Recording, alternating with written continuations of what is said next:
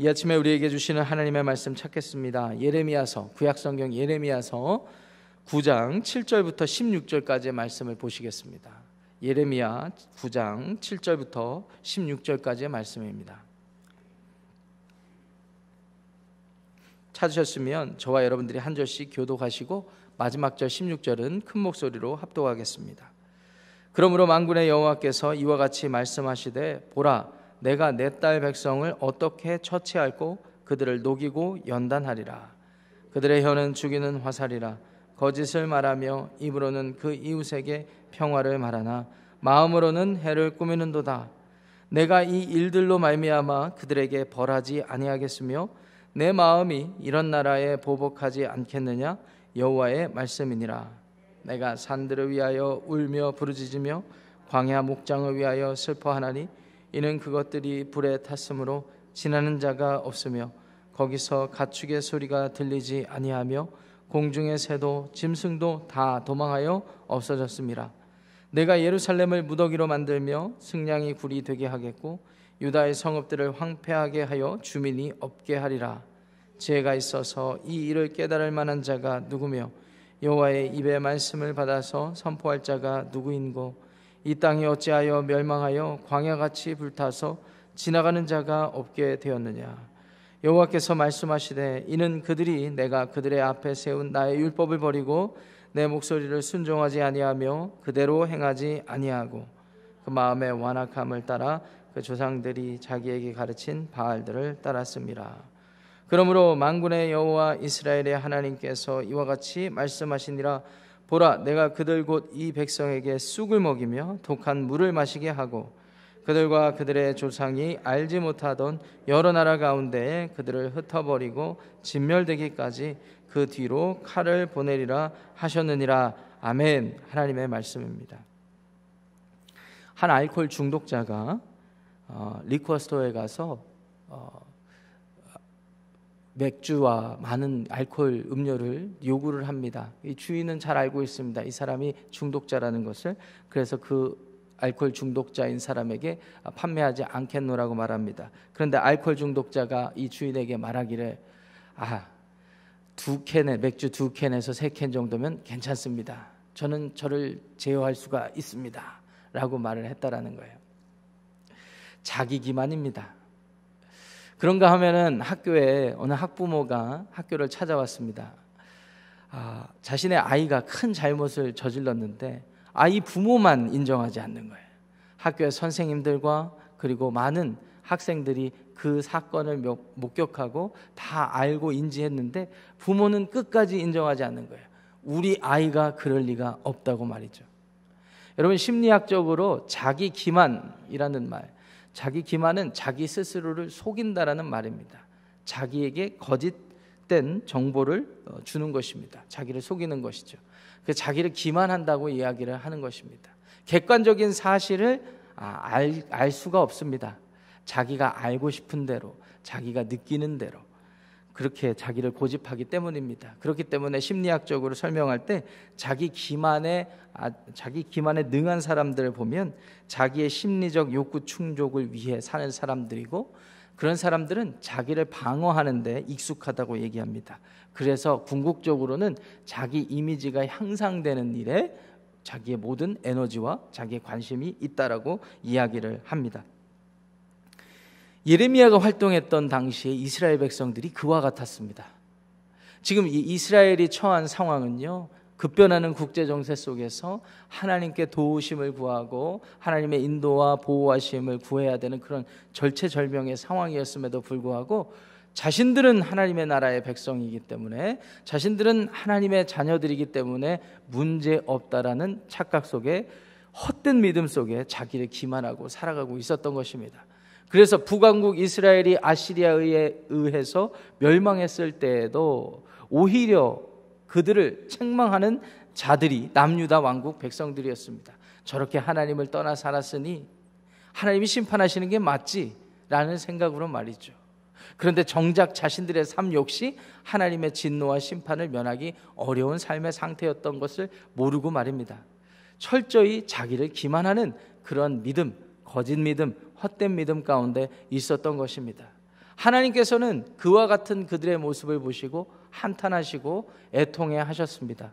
그래서 남유다 이스라엘 왕국이 지금 예레미야 시대에 예레미야가 생존해서 활동하는 이 시대 가운데 애굽을 의지하기도 하고 바벨론을 의지하기도 하는 이러한 여러 가지 좌충우돌하는 그런 시대적인 상황 속에서 하나님의 마음을 쏟아놓고 계시는 거예요.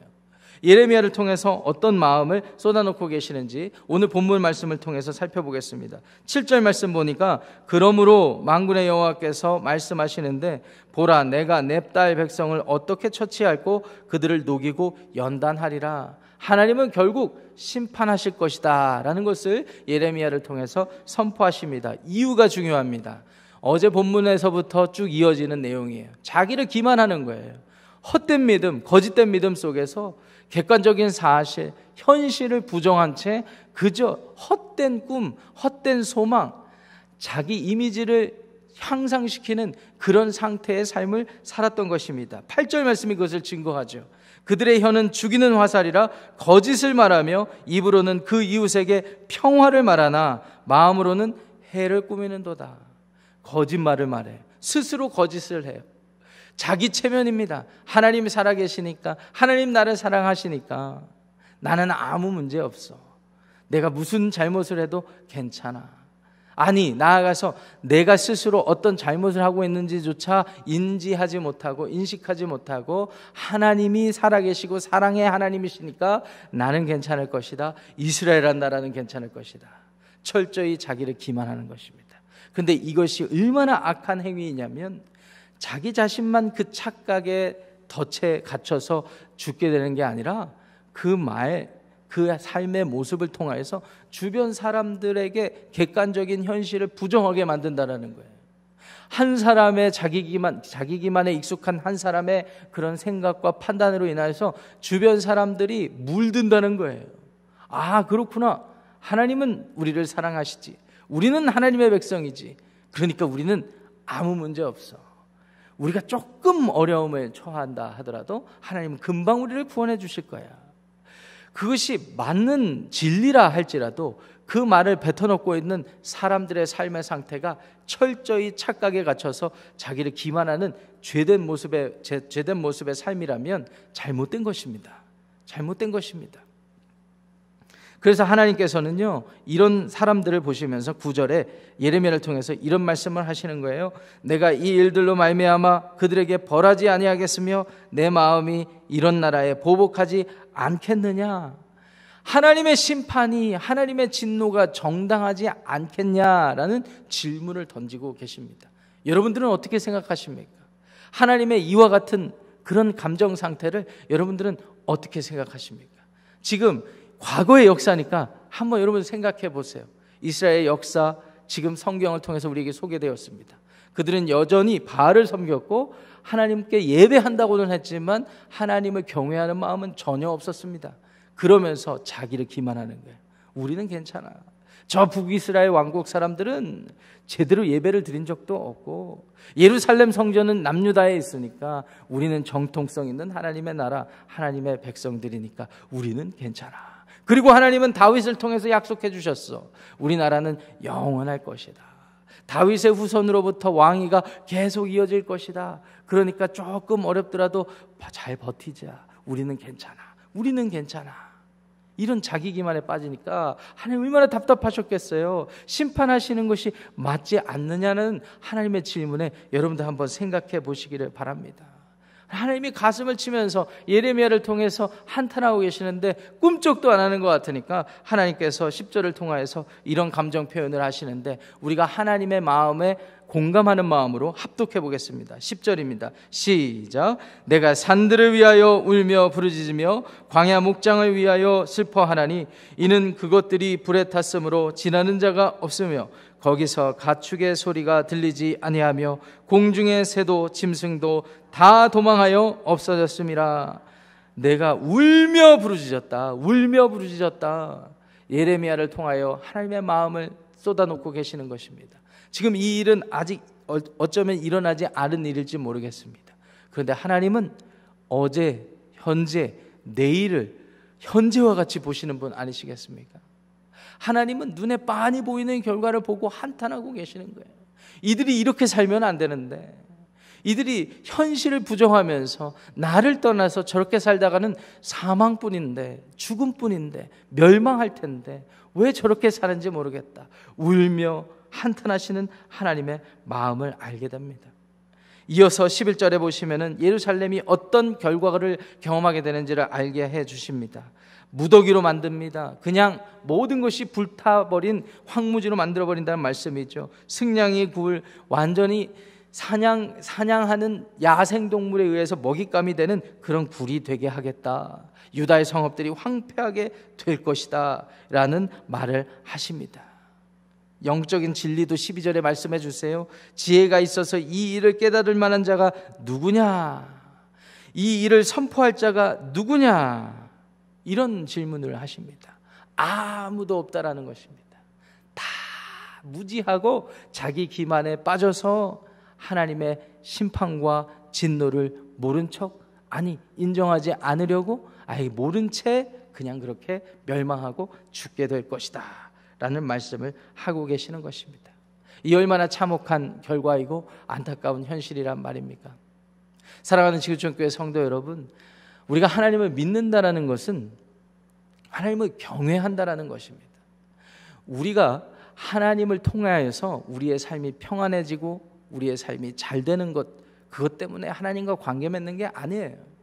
하나님은 이 세상을 창조하시고 우리가 사는 세상을 다스리시는 분이시라는 사실을 믿으시기 바랍니다. 그 하나님께서 우리의 삶을 인도해 가시는데 우리가 벗어나면 우리를 살리시기 위하여 심판하시고 진노하시는 하나님이십니다.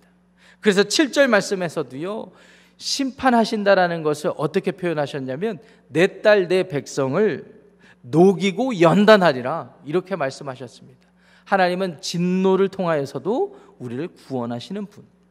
그런데 우리가 꼭 피할 수 없는 길은 진노, 심판의 길이라는 것입니다. 우리가 이 사실을 알고 신앙생활을 하는 것과 모른 척 신앙생활을 하는 것은 큰 결과의 차이가 있습니다. 우리가 이것을 알고 신앙생활을 하면 하나님을 경외하게 되는 것입니다. 하나님의 은혜를 알게 되는 것입니다. 하나님의 자비하심을 알게 되는 것입니다. 우리는 애초부터 이 사실을 모른 채 지혜 없이 살아왔지만 하나님께서는 예수 그리스도를 통하여서 우리에게 자신을 계시하시고 하나님이 죽을 수밖에 없는 우리를 살리신 그 모든 은혜를 예수님의 죽음과 대속과 예수님의 삶을 통해서 나타내 보여주셨다는 사실을 깨닫게 되기 때문입니다. 그 은혜와 자비를 알게 되니까 우리가 하나님을 경외하게 되는 거예요. 하나님은 나에게 이런 은혜를 베풀어 주셨지. 그래서 하나님 앞에 무릎 꿇고 그 피값과 예수님의 대속하심의 은혜를 따라서 내가 오늘도 새로운 삶을 살아야겠구나. 하나님을 두려워하는 믿음으로 나아가는 것입니다. 그런데 하나님을 나의 성공과 나의 유익을 위해서 믿게 된다면 예수님은 온데간데 없는 거예요. 그냥 내가 잘 되기를 위하여 하나님이 존재하는 것뿐입니다. 그런 믿음으로 살아가다 보면 하나님은 열심히 믿는다고 하지만 자기 체면을 걸면서 자기를 기만한 채 그렇게 그냥 죽어가는 거예요. 오늘 이 말씀의 진리 앞에서 우리는 어떠한 삶을 살아야 될지 고민해 봐야 될 것입니다. 월터 브루그만이라는 유명한 구약학자이며 신학자가 있습니다. 그 신학자가 이 예레미야를 통하여서 이 시대를 사는 그리스도인들이 어떻게 살아가야 되는가를 도전을 하시는데 그 도전 중에 가장 핵심은 간단합니다. 애통하는 삶을 살아야 된다라는 것입니다. 애통하며 슬퍼하며 살아가야 된다는 것입니다. 목사님, 예수님 안에 있으면 우리의 삶은 평안하고 기쁜 삶이 되어야 되는 것 아닙니까? 예, 맞습니다. 주님께서 우리 안에 거하시면 주님과 호흡하고 주님과 동행하며 이 세상의 환경이 어떠하든지 우리는 평안한 삶을 살게 되는 것입니다. 그런데 사명자의 삶에서 본다면 하나님의 마음으로 이 세상을 볼 줄 알아야 된다는 거예요. 이 월터 브루그만이라는 학자는, 신학자는 우리가 두 종류의 애통을 해야 된다라고 도전하고 있습니다. 첫 번째 애통은 뭐냐면요, 하나님이 이렇게 심판하실 거라고 진노하신다라고 외치시고 말씀을 하시는데도 꿈쩍도 하지 않는 세상, 이 꿈쩍도 하지 않는 세상에 대해서 슬퍼함이 있어야 된다는 거예요. 목사님, 내가 예수님 믿고 내 가족들 다 교회 다니고 예수님 믿으니까 괜찮아요. 우리 가정만 복 받으면 되죠 뭐. 이런 태도로 일관하며 이 세상을 살아간다면 하나님은 저쪽에서 울고 계시는데 나만 기쁘고 나만 기만당한 채 자기 체면을 걸며 나를 위한 삶을 사는 것뿐입니다. 하나님이 울고 계시다면 하나님이 울고 계시는 이유를 알고 하나님이 왜 우는지 그 사람들을 볼 줄 아는 그 마음의 상태가 있어야 된다는 거예요. 여러분들의 마음의 상태는 이와 같은 애통의 마음이 있으십니까? 예수님을 영접하지 않는 사람들 위해서, 그래서 그들의 삶이 결국은 영적으로 영원히 사망할 것이라는 그 결과를 우리가 뻔히 보면서 그들의 삶을 보면서 애통해하고 있지 않다면, 하나님만 애통해하고 계시다면 어쩌면 우리는 애통할 줄 모르는 사람일지 모릅니다. 아니, 어쩌면 우리는 애통하시는 하나님을 통하여 예수 그리스도의 구속의 은혜를 입은 사람이 아닐지도 모르겠습니다. 두 번째, 월터 브루그만이라는 신학자는 우리에게 어떤 애통을 도전하고 있는가? 이미 내가 예수 그리스도를 영접했다고 하면서도 자신의 삶 속에서 일어나는 많은 일들 가운데 하나님을 두려워하지 않고 하나님 앞에 회개하는 일들이 있음에도 불구하고 애통해하지 않는 것에 대한 애통이 필요합니다. 개인적인 애통이 되겠죠. 여러분들, 우리가 예수 그리스도 영접할 때 반드시 필요한 것이 회개입니다. 회개. 하나님 앞에 내 존재를 다 내려놓고 나의 모든 죄가를 인정하고 우리 주님이 나를 위해서 그렇게 죽으셨다는 사실을 받아들이는 것, 이것이 예수 그리스도를 통한 믿음이라는 사실을 기억하시기 바랍니다. 이 믿음이 있는 분이라면, 회개할 줄 아는 분이라면 내 삶이 애통하는 게 있어야 되는 거예요. 하나님, 어제 내 삶을 돌아보니까 미워하고 시기하고 질투하는 삶이었습니다. 내 가족 누구를 품어주지 못했습니다. 내 이웃을 섬기지 못했습니다. 이런 마음 때문에 애통하는 마음이 있어야 돼요.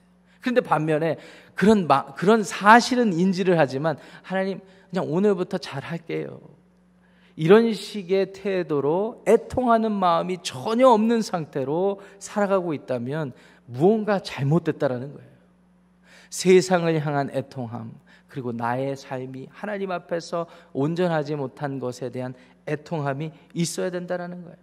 오늘 이 말씀과 이 진리 앞에서 여러분들 곰곰이 묵상해 보시기를 바랍니다. 나는 무엇을 위해 애통해하며 살아가고 있는가? 혹여 내가 나 스스로를 기만하면서 스스로를 속이면서 자기 체면을 걸듯이 괜찮아, 무조건 괜찮아, 괜찮아, 이렇게 하면서 살아가는 것은 아닌지 한번 곰곰이 생각해 보시고, 우리 주 예수님이 이 땅에서 어떻게 사셨는지 그것을 묵상하면서 오늘도 저와 여러분들의 삶이 예수님의 삶과 같이 나아가는 삶이 되시기를 우리 주님의 이름으로 축원합니다. 기도하겠습니다. 하나님, 그렇습니다. 모든 것이 괜찮다, 스스로 나의 삶의 평안과 유익을 위해서 나에게 자기 체면을 걸며 스스로를 기만하는 삶을 살아왔다면 하나님이 용서하여 주시옵소서. 이와 같은 모습들이 이스라엘 백성들의 삶 가운데 있었기에 하나님은 예레미야를 통하여서 슬퍼하시고 울부짖으셨습니다. 애통해 하셨습니다. 예레미야는 그와 같은 나라 백성들을 보며 하나님의 마음으로 애통해 했습니다. 이 시대를 사는 우리들 역시 애통하는 사람 되기를 원합니다. 하나님, 세상을 보며 그렇게 멸망해가는, 영적으로 죽어가는 많은 사람들을 보며 애통해하는 저희 모두가 되게 하시고, 나아가서 우리 스스로가 하나님 안에 구별된 삶, 거룩한 삶을 살지 못한다는 사실 때문에 회개의 마음, 애통하는 마음을 가지고 살아갈 수 있는 저희들이 되게 하여 주시옵소서. 오늘 하루가 주님을 따라 예수님을 닮은 하루가 되기를 간절히 원합니다. 우리 가운데 함께하여 주시옵소서. 예수님의 이름으로 축복하며 기도합니다. 아멘. 하늘에 계신 우리 아버지여, 이름이 거룩히 여김을 받으시오며 나라가 임하시오며 뜻이 하늘에서 땅에서도 이루어지이다. 오늘 우리에게 일용할 양식을 주시옵고, 우리가 우리에게 죄진 자를 사하여 준 것 같이 우리 죄를 사하여 주시옵고, 우리를 시험에 들게 하지 마시옵고 다만 악에서 구하시옵소서. 나라와 권세와 영광이 아버지께 영원히 싸움나이다. 아멘. 예배를 마쳤습니다. 각자 기도하고 돌아가시겠습니다.